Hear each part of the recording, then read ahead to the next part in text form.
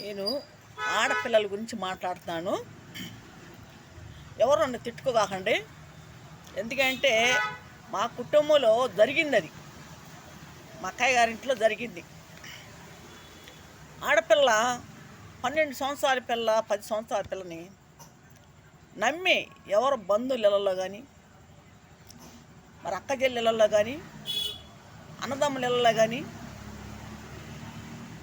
మరి పక్కింటి వాళ్ళ కాడ కానీ పెట్టకాకండి. ఎందుకంటే మా పెద్దక్కాయికి 5 మగపిల్లలు, ఒక ఆడపిల్ల. ఆ పిల్ల బాగుంటుంది, చక్కగా ఉంటుంది, మంచి ఎరుపు పిల్ల రంగు బాగుంటుంది, అందంగా ఉంటుంది పాప. 12 సంవత్సరాల పాప. మక్కాయలు వేరే వేరే ఊళ్ళకి కూలి పనులకి వెళ్తూ ఉంటారు. అంటే కర్రకోతకి. కర్రకోత అంటే కొంతమందికి అర్థం కాదేమో. కర్రకోత అంటే పేపర్ కర్ర.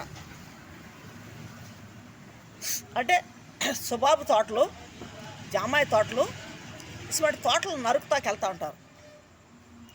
అవి నరికి లారీలకి లోడ్లు ఎత్తుతూ ఉంటారు. అటువంటి పనులకి వెళ్తారు. ఎదురింటోళ్ళు మక్కాయిని కూతురు బాగా ఇంట్లో పని బాగా చేసిద్ది పాప. 12 సంవత్సరాల పాప. ఆ అమ్మాయి పెద్ద మనిషి కూడా అవ్వాలి, ఇంకా అది కూడా అర్థం కాదు కొంతమందికి. అంటే పుష్పాత కూడా కాలేదు. వాళ్ళ ఇంట్లో పెట్టేటప్పుడు పుష్పాత కూడా కాల. వాళ్ళ ఇంట్లో పెట్టేటప్పుడు పాప 9 సంవత్సరాలు 10 సంవత్సరాలు ఉంటాయి. ఆ పాపని వాళ్ళ ఇంట్లో నమ్మి పెట్టారు. ఎట్లా పెట్టారంటే, వాళ్ళు పిల్ల బాగా పనిచేస్తుందని వాళ్ళకి, ఆ ఇంటి వాళ్ళకి 2 మగపిల్లలు ఉన్నారు. ఆమెకి ఒక తమ్ముడు ఉన్నాడు. వాళ్ళు కళ్ళు గీస్తారు, కళ్ళు వ్యాపారం. అయితే ఈ పిల్ల బాగా పనిచేస్తుందని మా బావ కాడికి వచ్చి, అన్నయ్య పిల్లని మా దగ్గర పెట్టండి, మేము బాగా చూసుకుంటాము, రేపు పిల్ల మ్యారేజ్ కూడా మేము బాగా చేస్తాము, కట్నాలు కానుకలు ఇచ్చి మంచి సంబంధం చూసి చేస్తాం, ఆ అమ్మాయికి ఏమేమి కావాలో బంగారం అంతా మేము పెడతాం అని మక్కలు ఇంటి చుట్టూ తిరిగారు. ఆ అమ్మాయి పెట్టిందాక మా బావ కొంచెం తాగుబోతు. 5 మగపిల్లలు ఉన్నారు, ఒక ఆడపిల్లని పెంచుకోలేరా? కానీ మా అక్కయ్య మాట వినలా. మా బావ వినలా, 3 కొడుకులు వినలా. బలవంతంగా వాళ్ళ ఇంట్లో పెట్టారు అమ్మాయిని. మా అక్కయ్య మాట లెక్క చేయట్లా. మా బావ పెట్టాడు, తాగుబోతు. వాళ్ళు కళ్ళు అమ్ముతారుగా, వాళ్ళ కాడ తాగటానికి బాగా అవకాశం కుదిరిద్దని వాళ్ళు ఏమన్నారు, పెళ్ళిగిలి చేస్తాం, కట్నాలు ఇస్తాం, కానుకలు ఇస్తాం, అన్నీ ఒప్పుకున్నారు అని పెట్టారు. ఆ అమ్మాయి నా ఇంట్లో పెట్టాక మాకు తెలీదు. తర్వాత మా కాడికి ఒకసారి వస్తే ఏంటమ్మా అంటే, ఆ అమ్మాయి ఇంట్లో చెప్పిందంట, తల్లికి చెప్పిందంట, తండ్రికి చెప్పిందంట, వినలేదు. వినపోతే మళ్ళీ ఎత్తుకెళ్ళి వాళ్ళ ఇంట్లోనే పెట్టారంట పిల్లని. ఆ అమ్మాయి ఏం చేసింది, ఏం చేయడే ఫిల్టరు పెట్టి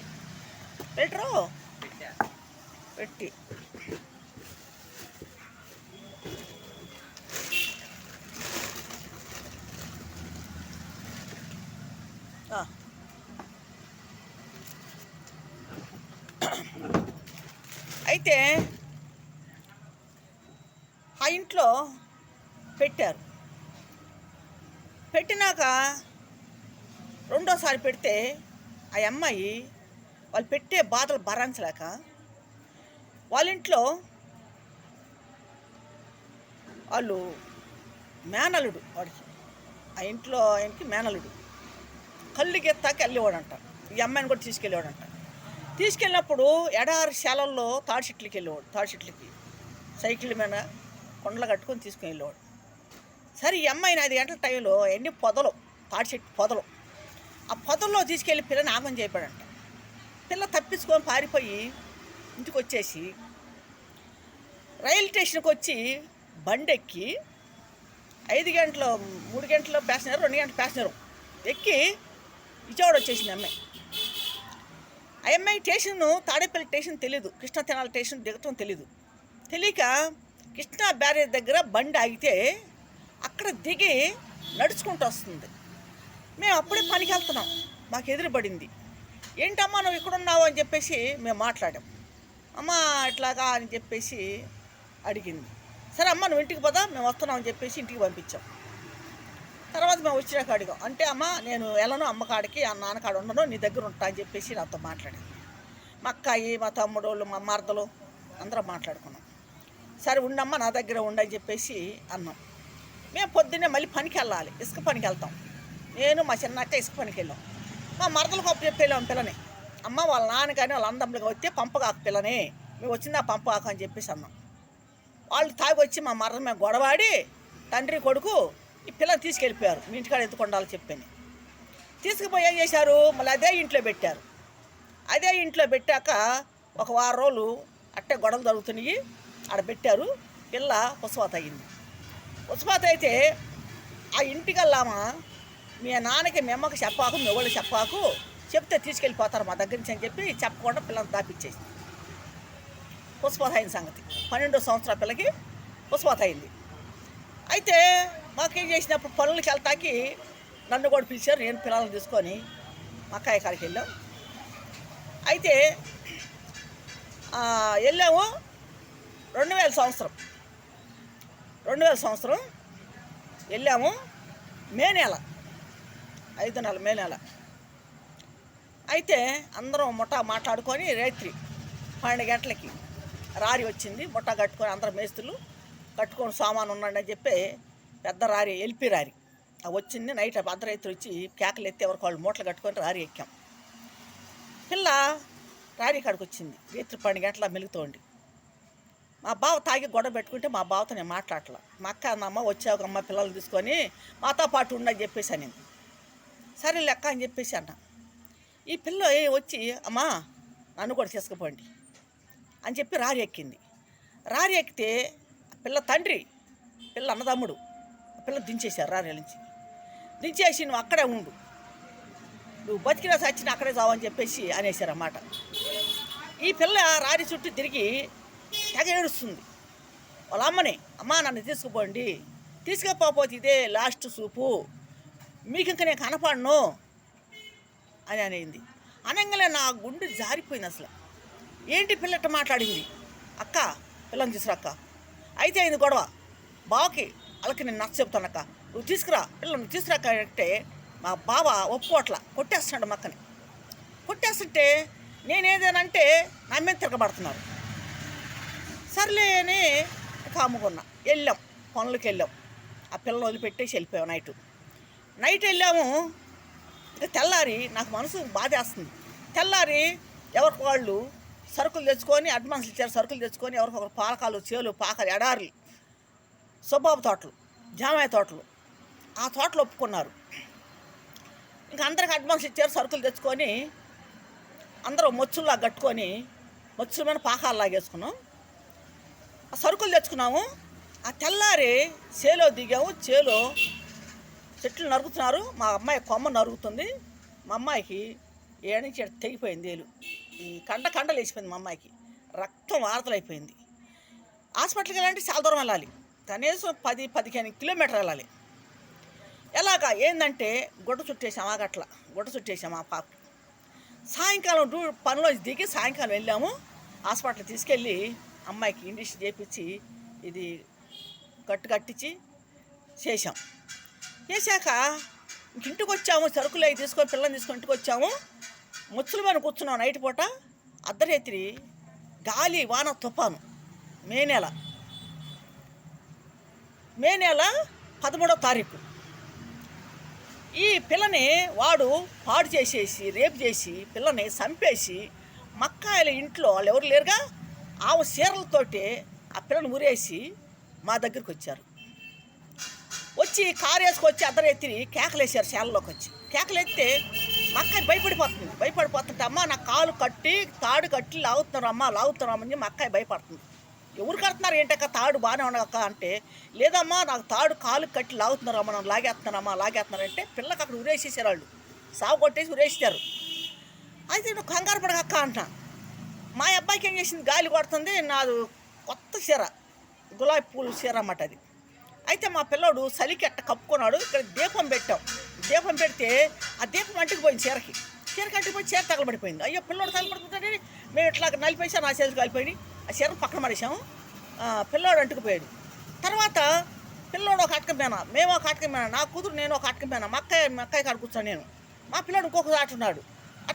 అటకలు కట్టుకున్నాం, ముచ్చులు మీద చిన్న చిన్న పాకాలు వేసుకొని. గాలి వాన తుఫాను, అప్పటికి 4 పాకాలు పడిపోయినాయి. ఒక్కో దాంట్లో 2 కుటుంబాలు ఉన్నారు. నడువు లోతు వచ్చేసి నీళ్ళు. అయితే గాలి విసురుతుంది, వాన విసురుతుంది. అర్ధరైతే వచ్చి కార్లు వేసుకొచ్చి కేకలు ఎత్తే, మీరు రావాల్సింది, మీ పిల్లలు బాగాలేదు, కడుపులు లేపి హాస్పిటల్ వేసాము, చీరాల్లో రాండి అని చెప్పేసి వచ్చారు. పిల్లల్ని సాగొట్టేసి. సరే అని మా అక్కయ్య మా బావ వెళ్తుంటే, అమ్మ లేదు నువ్వు రావాల్సింది, మా చెల్లి కావాలి అంపటే మా చెల్లి రావాలని చెప్పి నన్ను ఒత్తిడి చేసింది. సరే నక్క నేను వస్తాపా అని చెప్పి నా పిల్లని తీసుకొని మా అక్కతో వెళ్ళాను. నా పిల్లడు ఇంకోసారి ఉండిపోయాడు. నేను ఆ మేస్త్రికి చెప్పి, మేస్త్రి గారు మా పిల్లని తీసుకొని పొద్దున్నే మీరు రండి, నేను మా అక్కమ్మడి వెళ్తున్నాం మరి అని చెప్పేసి నా పిల్లని తీసుకొని మా అక్కయ్య మా బావని తీసుకొని వెళ్ళాం. కారు ఎక్కి వెళ్తే వాన వరదలు అసలు ఎట్ట ఉందంటే అట్ట ఉంది, వరుసగా ఉంది. 2000 సంవత్సరం మరి మే నెల 13వ తారీఖు గాలి వాన. అయితే చీరాలు అన్నారు, చీరాల హాస్పిటల్కి వెళ్తే చీరాలు కాదన్నారు, బాపట్ల అన్నారు. బాపట్ల వెళ్తే ఎక్కడండి, ఏ హాస్పిటల్ అంటే కాదు అని చెప్పి ఇంటికి తీసుకెళ్లారు. ఇంటికి తీసుకెళ్తే మా గుండెలు జారిపోయినాయండి. అసలు పిల్లని పంచలో బండేసి గుడ్డ ముసుకేసేసినారు. నక్కాయలు ఆ పాకాలో పండేసి ముసుకేశారు. ముసుకెత్తి ఏంటని చూస్తే శవం. మీరు అరిస్తే, మీరు గోల్ చేస్తే మీ మీద కేసులు పెడతామని చెప్పి బెదిరించారు వాళ్ళు. ఎవరు, పిల్లని చంపేసిన వాళ్ళు. వీళ్ళు భయపడిపోయారు, మా అక్కయ్యలు. మా బావ భయపడిపోయారు. మా బావకు తీసుకెళ్ళి ఫుల్లు కళ్ళు తాపించి అరే ఉరువులు చచ్చిపోయింది కూతురు అని చెప్పరా అని చెప్పేసి భయపెట్టారు. మా బావ ఏం చేశాడు, మిగతా పిల్లలు ఏమో నవ్వుతారేమో అని వాడు తెలియక తాగిన నిసాలో హాస్పిటల్కి వేశారు. ఆ పిల్లని హాస్పిటల్కి ఎత్తే తప్పుడు సాక్ష్యం చెప్పాడు మా బావ. ఉరువు పడితే మా పిల్ల ఉరువు చచ్చిపోయిందని చెప్పి తప్పుడు సాక్ష్యం చెప్పాడు. ఆ డాక్టర్ని కొనేశారు వాళ్ళు. పిల్లని పోస్ట్ మార్టం చేసి పిల్ల బుధవారం చనిపోయింది. గురువారం హాస్పిటల్కి వేశారు. శుక్రవారం ఇచ్చారు ఇంటికి. శుక్రవారం తీసుకెళ్ళి పిల్లకి చెవుకాడ బాగా కొట్టారు. ఈ చెవుకాడ పడిపోయి బెజ్జం తగిలింది. తర్వాత ఈపిన అందరి దెబ్బలేను అవి చూసాము. పిల్లని పాడు చేసి కొట్టేసి వాడు ఆగం చేశాడు. 40 సంవత్సరాలు ఉంటే వాడికి, పిల్లకి 12 సంవత్సరాలు. చంపేశారు, రేపు చేసి చంపేశాడు. ఎటువంటి కేసు లేదు, ఏ ఆధారం లేదు. అక్కడ వీళ్ళ మీద రివర్స్ అయిపోయారు, మక్కాయిల మీద రివర్స్ అయిపోయారు. అక్కడ ప్రెసిడెంట్ బాపట్ల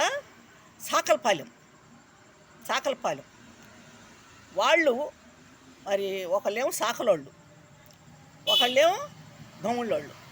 కళ్ళు గీస్తారు, కళ్ళు గీసే ఇంట్లో పెట్టారు. ప్రెసిడెంట్ ఎవరు అక్కడ, సాకలాయన. ఈ గమ్ముల్లో అయినా సాకలాయన ఫ్రెండ్స్ బాగా. వాళ్ళిద్దరు ఏకమయ్యి కేసు లేకుండా చేశారు. ఆ పిల్లని అలా చంపేశారు. నేను ఎందుకు చెప్తానంటే, ఆడపిల్ల కన్నా తండ్రులు జాగ్రత్తగా ఉండండి.